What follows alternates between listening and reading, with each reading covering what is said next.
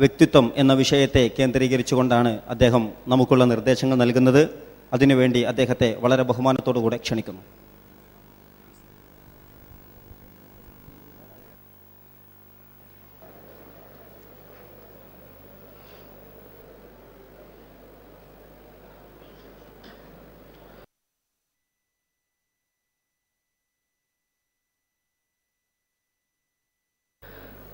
ബിസ്മില്ലാഹിർ റഹ്മാനിർ റഹീം.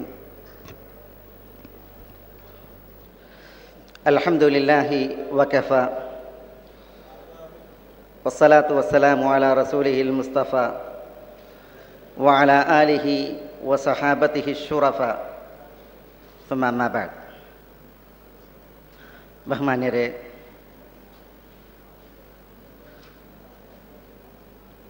സൃഷ്ടാവായ അള്ളാഹുവിനെ ഭയന്നും അവനെ പ്രതീക്ഷിച്ചും ജീവിതം നയിക്കണമെന്ന് എന്നോടെന്ന പോലെ നിങ്ങളെ എല്ലാവരെയും ഉണർത്തുകയാണ്.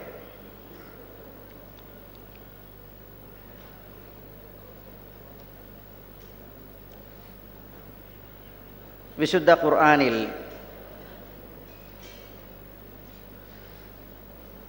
ഏറ്റവും കൂടുതൽ സത്യം ചെയ്തുകൊണ്ടുള്ള ഒരു വിഷയം അവതരിപ്പിക്കപ്പെട്ടിട്ടുണ്ട്. സത്യം ചെയ്യുന്നത് അള്ളാഹുവാണ്.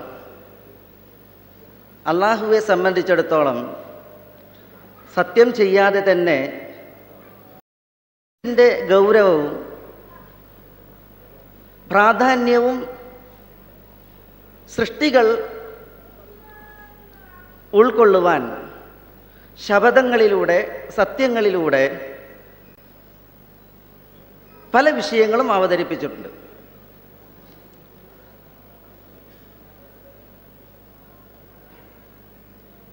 ഏറ്റവും കൂടുതൽ സത്യം അള്ളാഹു നിർവഹിച്ചത് തുടർച്ചയായി സൂറത്തു ശംസിലാണ്. ഇന്ന് ഇശ നമസ്കാരത്തിൽ ഇമാം ഓതിയത് നമ്മൾ കേട്ടു. 11 തവണയാണ് അള്ളാഹു സത്യം ചെയ്യുന്നത്.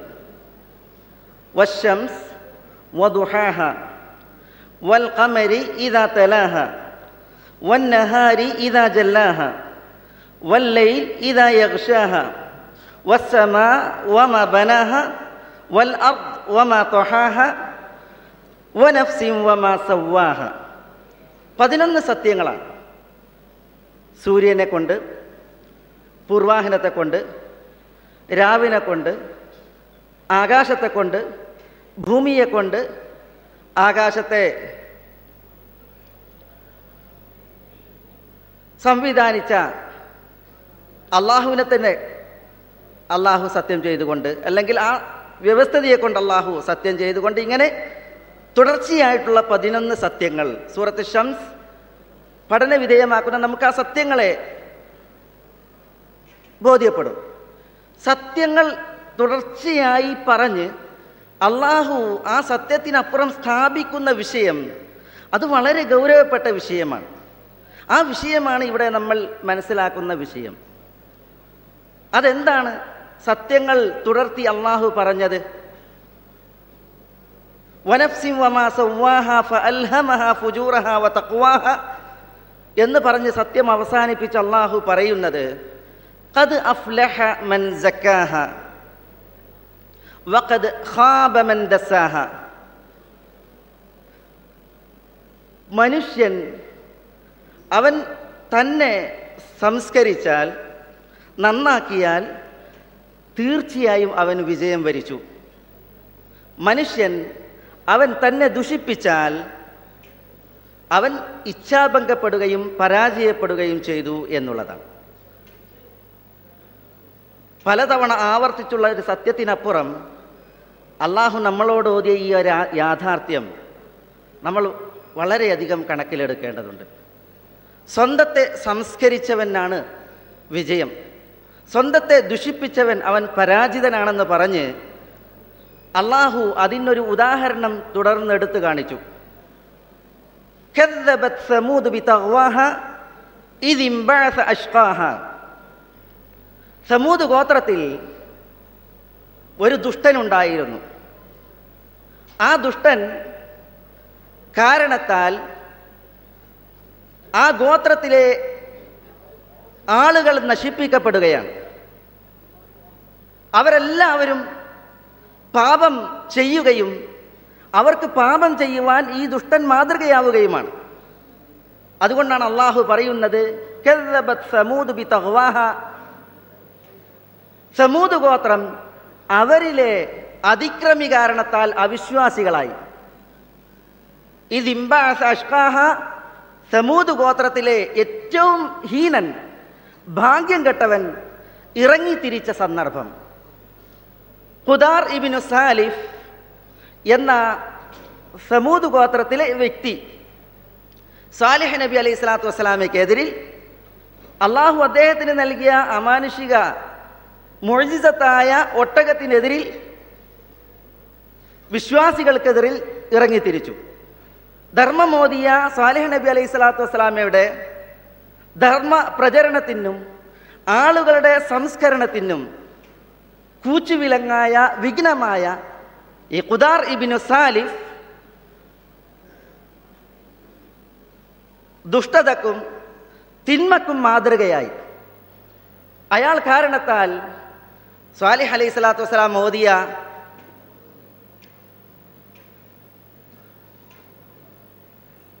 അതിമഹനീയമായ ആദർശത്തിന് അതിനെ ഉൾക്കൊള്ളുവാൻ സമൂദ് ഗോത്രത്തിലെ ഭൂരിപക്ഷത്തിനും സാധിക്കുകയുണ്ടായില്ല. ഈ ഒരു ദുഷിച്ച മാതൃക ഖുദാർ ഇബ്നു സാലിഫ് തിരുനബി സല്ലല്ലാഹു അലൈഹി വസല്ലം തങ്ങൾ അയാളെക്കുറിച്ച് പറഞ്ഞത് അഷ്കൽ അവ്വലീന വൽ ആഖിരീൻ. മുൻഗാമികളിലും പിൻകാലക്കാരിലും ഏറ്റവും ഭാഗ്യഹീനൻ, ഗുണം കെട്ടവൻ എന്നാണ്. കാരണം അയാൾ ആ നാടിന് ദുഷിച്ച മാതൃകയായി. അവരെയെല്ലാം ദുഷിപ്പിലേക്കും അതിനപ്പുറം നാശകർത്തത്തിലേക്കും അയാൾ നയിക്കുകയാണ് ചെയ്തത്. അവിടെ പ്രകാശം പരത്തി ആളുകൾക്ക് സംസ്കരണവും വിശ്വാസ വിശുദ്ധിയും നൽകി മാതൃകയായ സാലിഹ് അലൈഹി സ്വലാത്തു വസ്സലാമയെ ഉൾക്കൊള്ളുവാൻ ആളുകൾക്ക് തടസ്സമായത് ഈ ദുഷ്ടനാണ്, ഈ ഭാഗ്യം കെട്ടവനാണ്. അതുകൊണ്ട് തന്നെ ഈ ഒരു സൂറത്തു ശംസിൻ്റെ പാരായണത്തിൽ നമ്മൾ നന്മയുടെ പ്രതീകങ്ങളും മാതൃകകളുമാണോ എന്നാലോചിക്കേണ്ടതുണ്ട്. അതല്ല സമൂഹത്തിൽ ഭാഗ്യം കെട്ടവനും ദുഷിപ്പിൻ്റെ മാതൃകയുമാണോ എന്ന് നമ്മൾ ആലോചിക്കേണ്ടതുണ്ട്. നമ്മുടെ പ്രവാചകൻ മുഹമ്മദ് നബി സല്ലല്ലാഹു അലൈഹി വസല്ലം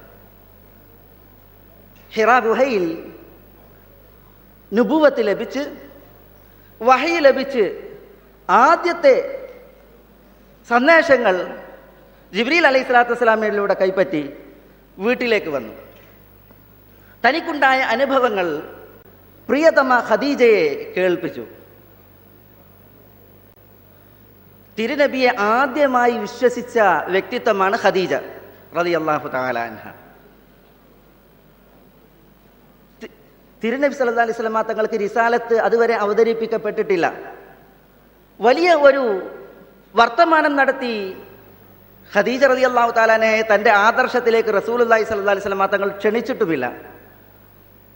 തിരുനബി തൻ്റെ അനുഭവം പറഞ്ഞ് കേട്ട അള്ളാഹുവിൻ്റെ വചനങ്ങളെ കേൾപ്പിച്ച മാത്രയിൽ ഖദീജ തിരുനബിയിൽ വിശ്വസിച്ചത് എന്ത് പറഞ്ഞാണ്? കല്ലാ വല്ലാഹ് ലാ യുഖ്സികല്ലാഹു അബദ. അള്ളാഹുവാണ് സത്യം. പ്രവാചകരെ ഭർത്താവിനെ വിളിച്ച് തിരുനബിയെ വിളിച്ച് പറയുകയാണ്, അള്ളാഹു നിങ്ങളെ ഒരിക്കലും അപമാനിതനാക്കുകയില്ല, നിന്ദിക്കുകയില്ല. എന്നിട്ട് ഖദീജ റളിയല്ലാഹു തആല അൻഹ തൻ്റെ ഭർത്താവിൻ്റെ ഗുണഗണങ്ങളാണ് എണ്ണുന്നത്. വ്യക്തി ജീവിതത്തിൽ തിരുനബി സല്ലല്ലാഹു അലൈഹി വസല്ലം തങ്ങളുടെ മാതൃകകളാണ് അവർ എണ്ണുന്നത്. ഇന്നക ലതസിലുർ റഹീം, നിങ്ങൾ കുടുംബബന്ധം ചേർത്തുന്നു. വതഖരി ദൈഫ്, അതിഥികളെ സൽക്കരിക്കുന്നു. വതഹ്മിലുൽ കൽ, ഭാരം പേറുന്നവന്റെ ഭാരം താങ്ങുന്നു. വതുഈനു അലാ നവാഇബിൽ ഹഖ്, പ്രതിസന്ധി ഘട്ടങ്ങളിൽ, വിഫൽ ഘട്ടങ്ങളിൽ ആളുകൾക്ക് സഹായഹസ്തങ്ങൾ നീട്ടി അവരെ സഹായിക്കുന്നു. അതുകൊണ്ട് പടച്ചവൻ നിങ്ങളെ കൈയൊഴിക്കില്ലെന്ന് പറഞ്ഞ് തിരുനബിയുടെ ആദർശത്തിലേക്ക് മഹദി കടന്നു വരാൻ കാരണമായത് റസൂലുള്ളാഹി സ്വല്ലല്ലാഹു അലൈഹി വസല്ലം തങ്ങളുടെ വ്യക്തിത്വം അവർ മനസ്സിലാക്കി, സ്വഭാവശുദ്ധി അവർ അറിഞ്ഞ് അത് ഉൾക്കൊണ്ടത് കാരണത്താലായിരുന്നു. നമ്മുടെ പ്രവാചകൻ നമ്മളോട് ഓതിയ ഒരു തിരുമൊഴിയുണ്ട്. അതിൽ പറയുന്നത്, ഇന്ന മിനന്നാസി മഫാത്തിഹ ലിൽ ഖൈർ, ജനങ്ങളിൽ നന്മകളുടെ താക്കോലുകളുണ്ട്. മഗാലിക ലിശ്ശർ, തിന്മയുടെ പൂട്ടുകളുമുണ്ട്. വ ഇന്ന മിൻഹും മഫാത്തിഹ ലിശ്ശർ, ജനങ്ങളിൽ തിന്മയുടെ താക്കോലുകളുണ്ട്. മഗാലിക ലിൽ ഖൈർ, നന്മയുടെ പൂട്ടുകളുമുണ്ട്. അപ്പൊ ജനങ്ങൾക്ക് നന്മക്ക് മാതൃകയാകുന്ന, നന്മയിലേക്ക് മാർഗദർശനമാകുന്ന ആളുകളുണ്ട് എന്നാണ് തിരുനബി പറയുന്നത്. അതേപോലെ ജനങ്ങളിൽ തിന്മയുടെ താക്കോലുകളുമുണ്ട്, തിന്മക്ക് മാർഗമാകുന്ന, വഴി കാണിക്കുന്ന ആളുകളുണ്ട്. തിരുനബി സല്ലല്ലാഹു അലൈഹി വസല്ലം തങ്ങൾ മംഗളമോദിയത് നന്മയുടെ താക്കോലുകൾക്കാണ്. അവരെ ആശംസിച്ചു, അവരെ പ്രശംസിച്ചു. ഫതൂബ ലിമൻ ജഅലല്ലാഹു അലാ യദൈഹി മഫാത്തിഹൽ ഖൈർ, നന്മയുടെ താക്കോലുകൾ ആരുടെ കയ്യിൽ അള്ളാഹു നിശ്ചയിച്ചോ അവന് മംഗളം. തിന്മയുടെ പൂട്ടുകൾ ആരുടെ കയ്യിൽ അള്ളാഹു നിശ്ചയിച്ചോ അവന് മംഗളം എന്ന് പറഞ്ഞ് തിരുനബി പറഞ്ഞു, വവൈലുൻ ലിമൻ ജഅലല്ലാഹു അലാ യദൈഹി മഫാത്തിഹൽ ശർ വമഗാലികൽ ഖൈർ. നന്മയുടെ താക്കോലുകൾ, തിന്മയുടെ താക്കോലുകളും നന്മയുടെ പൂട്ടുകളും ആരുടെ കയ്യിലാണോ അള്ളാഹു വെച്ചത് അവന് നാശം എന്നാണ് തിരുനബി സല്ലല്ലാഹു അലൈഹി വസല്ലം തങ്ങൾ പറഞ്ഞത്. നമ്മൾ നന്മയുടെ താക്കോലുകളാണോ? നമ്മളുടെ അകവും പുറവും നന്നാക്കി നമ്മൾ ഇതരർക്ക് നമ്മുടെ ജീവിതത്തിലൂടെ, പെരുമാറ്റങ്ങളിലൂടെ, ആദർശങ്ങളിലൂടെ മാതൃകയായി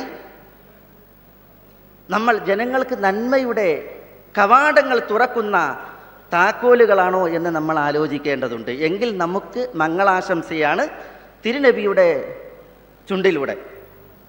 അതില്ല എങ്കിൽ നമുക്ക് നാശം.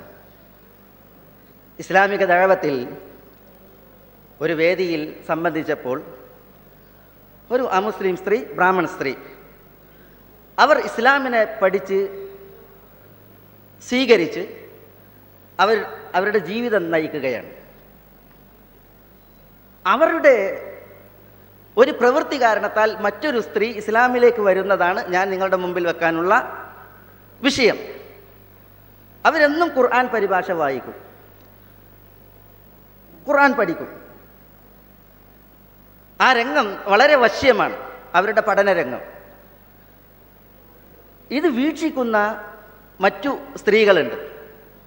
ഒരു ദിവസം ഈ സ്ത്രീ ഖുർആൻ പരിഭാഷ വായിച്ച് അവരുടെ കൈകൾ വിറച്ചു, കണ്ണ് നിറഞ്ഞു, ചുണ്ടുകൾ വിതുമ്പി. അവർ ഖുർആൻ പൂട്ടിവെച്ച്, പരിഭാഷ പൂട്ടിവെച്ച് എഴുന്നേറ്റ് പോയി. ഞങ്ങൾ സംഘടിപ്പിച്ച ഒരു പഠനവേദിയിൽ അമുസ്ലിമായ മറ്റൊരു സ്ത്രീ എഴുന്നേറ്റ് ഈ സ്ത്രീയോട് ചോദിച്ചത്, നിങ്ങൾ എന്തിനാണ് അന്ന് ഖുർആൻ വായിച്ചപ്പോൾ കരഞ്ഞത്? എന്തുകൊണ്ട് നിങ്ങൾ വിതുമ്പി? എന്താണ് നിങ്ങൾക്കേറ്റ പ്രയാസം? അപ്പോൾ ആ പുതുതായി ഇസ്ലാമിലേക്ക് വന്ന മഹദി പറഞ്ഞത്, വിശുദ്ധ ഖുർആനിലെ ഒരു വചനമാണ് ഞാൻ ഓതിയത്. അതിൻ്റെ അർത്ഥം ഞാൻ ആലോചിച്ചു. പ്രസ്തുത വചനം, വനാദ അസ്ഹാബുന്നാരി അസ്ഹാബൽ ജന്ന അൻ അഫീദു അലൈനാ മിനൽ മാ ഔ മിമ്മാ റസഖകുമുല്ലാഹ് ഖാലു ഇന്നല്ലാഹ ഹറമഹുമാ അലൽ കാഫിരീൻ. സ്വർഗവാസികൾക്ക് നരകവാസികളെ കാണിക്കും, നരകവാസികൾ സ്വർഗവാസികളെയും കാണും. സ്വർഗവാസികൾ സ്വർഗീയ സുഖങ്ങളിലാണ്, നരകവാസികൾ നോവേറ്റുന്ന ചൂടിലും പ്രയാസത്തിലുമാണ്. ദാഹിച്ചു വലയുന്ന നരകവാസികൾ സ്വർഗവാസികളോട് ചോദിക്കും, അല്പം വെള്ളം ഞങ്ങൾക്ക് തരൂ, നിങ്ങൾക്ക് നൽകിയ ഉപജീവനത്തിൽ നിന്ന് അല്പം തരൂ. അന്ന് സ്വർഗവാസികൾ നരകവാസികളോട് പ്രതികരിക്കൽ, അള്ളാഹു ഇവ രണ്ടും നരകവാസികൾക്ക് തടഞ്ഞിരിക്കുന്നു, നിഷിദ്ധമാക്കിയിരിക്കുന്നു എന്നാണ്. ഈ സ്ത്രീ പരിഭാഷ വായിച്ചാലോചിച്ചത്, അവരുടെ മാതാപിതാക്കൾ ഇസ്ലാം സ്വീകരിച്ചിട്ടില്ല. അവരുടെ മനസ്സിൽ കടന്നുപോയ ചിത്രം, അവർ സ്വർഗത്തിലെത്തിപ്പെട്ടാൽ അവരുടെ മാതാപിതാക്കൾ നരകത്തിലാണ് എങ്കിൽ, അവരാണ് തന്നോട് ഒരിറ്റു വെള്ളം ചോദിക്കുന്നതെങ്കിൽ, അവിടെ വെച്ച് ആ മാതാപിതാക്കൾക്ക് വെള്ളം പടച്ചവൻ നിഷിദ്ധമാക്കിയിരിക്കുന്നു എന്ന് പ്രതികരിക്കേണ്ടി വരുന്ന ആ ഒരു രംഗമാണ്. അതാണ് അവരുടെ കണ്ണിനെ നനയിപ്പിച്ചത്, മനസ്സിനെ പടപ്പിച്ചത്. അധരങ്ങൾ വിറച്ച് അവർ മുസ്ഹഫ് പൂട്ടി എഴുന്നേറ്റ് പോയത്. ഈ വർത്തമാനം പറഞ്ഞ ഈ സ്ത്രീയോടും അവരിപ്രകാരം പറഞ്ഞു, നിങ്ങൾക്ക് ഇവിടെ വേണ്ടുമെങ്കിൽ എന്തും എന്നോട് ചോദിക്കാം, എൻ്റെ കഴിവിന് പരമാവധി ഞാൻ സഹായിക്കും. നാളെ നിങ്ങൾ നരകത്തിലെത്തി എന്നോട് ആ ദാഹിച്ച് വലഞ്ഞ സമയത്ത് അല്പം വെള്ളം ചോദിച്ചാൽ നിങ്ങളുടെ നേരെ സഹായഹസ്തം നീട്ടാൻ എനിക്കാവില്ല. അതുകൊണ്ട് നിങ്ങൾ ഈ ആദർശം പഠിക്കൂ, അത് പുൽകൂ എന്ന് പറഞ്ഞപ്പോൾ ആ സ്ത്രീ വികാര തീവ്രയായി അവർ സാക്ഷ്യവചനങ്ങൾ പ്രഖ്യാപിച്ച ഒരു സന്ദർഭം. ഇത് ഒരു നന്മയുടെ താക്കോലാണ്. അതിന് ഒരു അനുഭവത്തിൽ വന്ന ഒരു ഉദാഹരണവുമാണ്. നമ്മൾ ഭാവിയുടെ വാഗ്ദാനങ്ങളാണ്. ഈ പഠന വിദ്യാർത്ഥികൾ നാളുകളിൽ പണ്ഡിതന്മാരാണ്, നാളുകളിൽ ഡോക്ടർമാരാണ്, നാളുകളിൽ ഇവർ വിദ്യാഭ്യാസ വിചക്ഷണരാണ്, ഇവർ രാഷ്ട്രീയ മീമാംസകരാണ്, അധ്യാപകരാണ്. പല വേദികളിൽ നമ്മളുടെ സാന്നിധ്യം തെളിയിക്കാനിരിക്കുകയാണ്. അവിടങ്ങളിൽ നമ്മൾ ഒരു ഉത്തമ മാതൃകയാവുക എന്ന് പറഞ്ഞാൽ, നമ്മൾ കാരണത്താൽ ഇരുട്ടുമുറ്റിയ ഒരന്തരീക്ഷത്തിൽ അത് പ്രകാശ ദീപ്തമാവുക എന്ന് പറഞ്ഞാൽ, നമ്മൾ അതിന് ഇപ്പോൾ തന്നെ മനസ്സ് വെക്കേണ്ടതുണ്ട്. നമുക്ക് ബാഹ്യമായ ഒരു രൂപമുണ്ട്, ആന്തരികമായ ഒരു വശവുമുണ്ട്. നമ്മളുടെ ഉള്ളിനെ നന്നാക്കി ബാഹ്യം ഉപരിപ്ലവമായി അത് പ്രകാശമയമായാൽ, മാതൃകാപരമായാൽ, നമ്മൾ ഇതരർക്ക് നന്മയ്ക്ക് മാതൃകയാവുകയാണ്. തിരുനബിയുടെ അനുചരൻ്റെ പേര് നമ്മൾ ഇപ്പോൾ ചോദ്യത്തിൽ കേൾക്കുകയുണ്ടായി. സെയ്ദ് ബിനു ഹാരിസ. സെയ്ദ് ബിനു ഹാരിസ അദ്ദേഹം ബനു കെൽബ് ഗോത്രക്കാരനാണ്. നബി സല്ലല്ലാഹു അലൈഹി വസല്ലം തങ്ങളുടെ മൗല സേവകനാണ് സെയ്ദ് ബിനു ഹാരിസ. അദ്ദേഹം ഒരു അടിമയായിരുന്നില്ല. പ്രത്യുത ബനു കെൽബ് ഗോത്രത്തിലെ ഒരു കുലീനന്റെ മകനാണ്. വെളുത്ത് സുന്ദരമായ ശാരീരിക പ്രകൃതിയായിരുന്നു സെയ്ദിനുണ്ടായിരുന്നത്. പക്ഷേ ബനു കെൽബ് ഗോത്രത്തിൽ നിന്ന് അദ്ദേഹത്തെ ചാടിച്ച് ചിലർ അദ്ദേഹത്തെ ബന്ദിയാക്കി അടിമയാക്കി വിറ്റതാണ്. തിരുനബിയുടെ ഭാര്യ ഖദീജ തൻ്റെ പിതൃ സഹോദരൻ്റെ പുത്രൻ ഹക്കീം ബിൻ ഹിസാമിനെ ഒരടിമയെ വാങ്ങാൻ പറഞ്ഞയച്ചു. ഹക്കീം പോയി മാർക്കറ്റിൽ ചെന്നപ്പോൾ ഒരടിമയെ കിട്ടി, അതാണ് സെയ്ദ്. ഖദീജ പ്രസ്തുത അടിമയെ സേവനത്തിന് ഉപയോഗിച്ചു. പിന്നീടാണ് തിരുനബി സല്ലല്ലാഹു അലൈഹി വസല്ലം തങ്ങൾ ഖദീജ റളിയല്ലാഹു അൻഹയെ വിവാഹം കഴിക്കുന്നത്. തിരുനബി സല്ലല്ലാഹു അലൈഹി വസല്ലം തങ്ങൾക്ക് ഖദീജ ഒരു സേവകനായിട്ട് സെയ്ദിനെ നൽകുകയുണ്ടായി. ഇതൊക്കെ തിരുനബിക്ക് നുബുവത്ത് ലഭിക്കുന്നതിന് മുമ്പാണ്. നബി ആയിട്ടില്ല അന്ന്. അങ്ങനെ തൻ്റെ ഒരു ഖാദിമായ സേവകനായ മൗലയായ സെയ്ദ് തിരുനബിയോടൊപ്പം ജീവിക്കുകയാണ്. സെയ്ദിനെ നഷ്ടപ്പെട്ട സെയ്ദിൻ്റെ കുടുംബക്കാർ ഏറെ വിഷമത്തിലായി. തങ്ങളുടെ മകൻ എവിടെ പോയി? സെയ്ദിൻ്റെ ഉമ്മ ഒരു സാഹിത്യകാരിയായിരുന്നു. പുത്രവിയോഗത്താൽ അവർ കവിത പാടിയിട്ടുണ്ട്. സെയ്ദിൻ്റെ പിതാവും പിതൃവ്യനും സഹോദരനും സെയ്ദിനെ തേടി അറേബ്യൻ ഉപദ്വീപിൽ അലഞ്ഞു നടക്കുകയാണ്. അങ്ങനെയാണ് ഒരു വാർത്ത അവരുടെ കാതിലെത്തുന്നത്, സെയ്ദ് മക്കയിലുണ്ട്, അടിമയാക്കപ്പെട്ടിരിക്കുന്നു. സെയ്ദിൻ്റെ പിതാവും സഹോദരനും പിതൃവ്യനും മക്കയിലെത്തിയപ്പോൾ മക്കയിൽ മുഹമ്മദ് എന്നു പേരുള്ള ഒരു വ്യക്തിയുടെ ഭൃത്യനാണ് സെയ്ദ്. അടിമയാണ്. പിടിച്ചു കൊണ്ടുപോകൽ ക്ഷിപ്രസാധ്യമല്ല. പക്ഷേ ഇവരെന്ത് ചെയ്തു? അവർ കാബയിൽ പോയി. ഖുറൈശികളുടെ ഒരു മജ്ലിസ് ഉണ്ടായിരുന്നു. ആ മജ്ലിസിനെ മുഖം കാണിച്ച് ഖുറൈശി പ്രമുഖന്മാരോട് പറഞ്ഞു, എൻ്റെ മകൻ സെയ്ദ് നിങ്ങളുടെ നാട്ടുകാരനായ മുഹമ്മദിൻ്റെ വീട്ടിൽ ഭൃത്യനാണ്. ആ മകൻ്റെ വിയോഗത്താൽ മാതാവ് വിതുമ്പുകയാണ്. അതുകൊണ്ട് സെയ്ദിനെ മുഹമ്മദിൽ നിന്ന് നിങ്ങൾ ഞങ്ങൾക്ക് തിരിച്ചു മേടിച്ചു തരണം. ഖുറൈശികൾ നബി സല്ലല്ലാഹു അലൈഹി വസല്ലം തങ്ങളെ വിളിച്ചു, സെയ്ദിനെ വിളിച്ചു, ഇവർ പറഞ്ഞ വിഷയം കേൾപ്പിച്ചു. തിരുനബി സല്ലല്ലാഹു അലൈഹി വസല്ലം തങ്ങൾ സെയ്ദിനോട് ചോദിച്ചു, സെയ്ദ് ഇത് നിങ്ങളുടെ ഉപ്പയാണോ? സെയ്ദ് പറഞ്ഞു, അതെ, ഉപ്പ ഹാരിസയാണ്. ഇത് നിങ്ങളുടെ പിതൃവ്യനാണോ? അതെ. ഇത് നിങ്ങളുടെ സഹോദരനാണോ? അതെ. തിരുനബി സല്ലല്ലാഹു അലൈഹി വസല്ലം തങ്ങൾ പറഞ്ഞു, എങ്കിൽ എനിക്ക് ഇനി അഭിപ്രായമില്ല, സെയ്ദ് തീരുമാനിക്കട്ടെ. സെയ്ദിന് വേണമെങ്കിൽ അവരുടെ കൂടെ പോകാം. ഒരു മഹത്തായ രംഗം, ലോകം വളരെ ഗൗരവത്തിൽ കണക്കിലെടുക്കേണ്ട ഒരു ചരിത്ര സാഹചര്യം. സെയ്ദ് എന്ത് തെരഞ്ഞെടുക്കും? തൻ്റെ പിതാവിനെ കണ്ടു, പിതൃവ്യനെ കണ്ടു, സഹോദരനെ കണ്ടു, ഉമ്മയുടെ അവസ്ഥ കേട്ടു. സെയ്ദ് പറഞ്ഞത്, ഞാൻ മുഹമ്മദിനോടൊപ്പം മക്കയിൽ തങ്ങുകയാണ് എന്നാണ്. ഇത് തിരുനബി സല്ലല്ലാഹു അലൈഹി വസല്ലം തങ്ങൾക്ക് നുബുവത്തിന് മുമ്പുള്ള അവിടുത്തെ വ്യക്തി വിശുദ്ധിയിൽ, സ്വഭാവ മാഹാത്മ്യത്തിൽ ലഭിച്ച ഒരു അംഗീകാരമാണ്. നബി സല്ലല്ലാഹു അലൈഹി വസല്ലം തങ്ങൾ ഈ സംഭവത്തിന് ശേഷമാണ് സെയ്ദ് ബിൻ മുഹമ്മദ്, മുഹമ്മദിൻ്റെ മകൻ സെയ്ദ് എന്ന് നാമകരണം ചെയ്ത് ആ പേരിൽ പിന്നീട് സെയ്ദ് അറിയപ്പെട്ടത്. വിശുദ്ധ ഖുർആൻ ദത്തുപുത്ര സമ്പ്രദായത്തെ വിരോധിക്കുന്നത് വരെ സെയ്ദ് ബിൻ മുഹമ്മദാണ്. അതിന് ശേഷമാണ് സെയ്ദ് ബിൻ ഹാരിസ എന്ന് അദ്ദേഹം വിളിക്കപ്പെട്ടത്. സഹോദരന്മാരെ, ഈ ഒരു സ്വാധീനം സെയ്ദിനുണ്ടായത്, സെയ്ദിൻ്റെ പിതാവിനും പിതൃവ്യനും സഹോദരനും ഈ ഒരു സെയ്ദിൻ്റെ തീരുമാനത്തെ അംഗീകരിക്കൽ നിർബന്ധമായത്, ഖുറൈശികൾ ഈ ഒരു രംഗം കണ്ട് അന്താളിച്ചു പോയത് എന്ത് കാരണത്താലാണ്? അത് നമ്മുടെ പ്രവാചകൻ സല്ലല്ലാഹു അലൈഹി വആലിഹി വസല്ലമ തങ്ങളുടെ വ്യക്തി വിശുദ്ധിയും സ്വഭാവ മഹിമയും കാരണത്താലാണ്.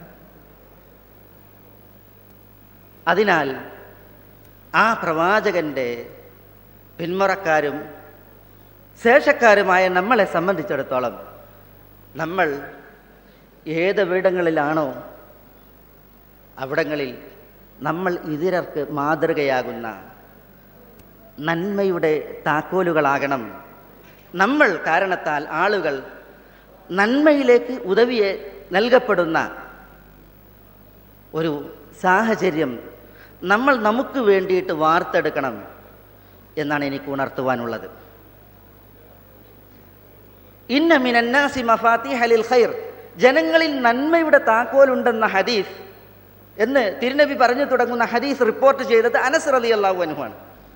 അനസ് റളിയല്ലാഹു തആല അൻഹു ഈ ഹദീസ് പറഞ്ഞതിന് ശേഷം നന്മയുടെ താക്കോലിനൊരു ഉദാഹരണം പറഞ്ഞു.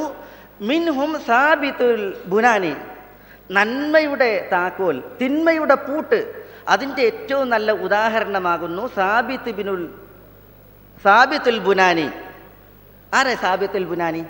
എന്താണ് അദ്ദേഹത്തിൻ്റെ പ്രത്യേകത? എന്താണ് അദ്ദേഹത്തിൻ്റെ മാതൃക? അദ്ദേഹം അനസ് റളിയല്ലാഹു അൻഹുവിൻ്റെ ശിഷ്യനാണ്. പഠനത്തിൽ മികവുള്ള, ധാരാളം ഹദീസുകൾ തിരുനബി സല്ലല്ലാഹു അലൈഹി വസല്ലം തങ്ങളിൽ നിന്ന് പിൽക്കാലക്കാർക്ക് നിവേദനം ചെയ്ത സാബിത്ത് ഇബ്നു അസ്ലം അൽ ബുനാനി എന്ന മഹാൻ,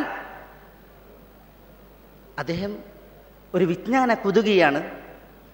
അദ്ദേഹം ലോകർക്ക് മാതൃകയുമാണ്. ഈ സാബിത്തിനെയും കൊണ്ട് ഇറാഖിൽ നിന്ന് നൈസാപൂരിലേക്ക് ഒരു യാത്ര നടത്തിയപ്പോൾ ആ യാത്രയിൽ പല ദൃശ്യങ്ങൾ യാത്ര ചെയ്തവർ കണ്ടിട്ടുണ്ട്. സാബിത്തിനോട് ചോദിച്ചു, നമ്മൾ പല രംഗങ്ങളും കണ്ടല്ലോ, ഏറെ വശ്യ സുന്ദരമായ രംഗങ്ങൾ, നിങ്ങളുടെ മനസ്സിൽ സ്വാധീനിച്ച രംഗം ഏതാണ്? സാബിത്ത് പറഞ്ഞത്, ഒരു സ്ഥലത്തെത്തിയപ്പോൾ ഒരു സ്ത്രീ 2 റക്അത്ത് നമസ്കരിക്കുന്നത് ഞാൻ കണ്ടു. അതാണ് എൻ്റെ മനസ്സിൽ കോറിയത്. അതാണ് എന്നെ സ്വാധീനിച്ചത് എന്നാണ്. ഭൗതിക പ്രമത്തമായ കുറേ ദൃശ്യങ്ങൾ കണ്ണിൽ ഓടിയിട്ടുണ്ടെങ്കിലും അതൊന്നും ആ മനസ്സിൽ ശേഷിച്ചില്ല. ആ മനസ്സ് ഉൾക്കൊണ്ടത് നല്ലതാണ്.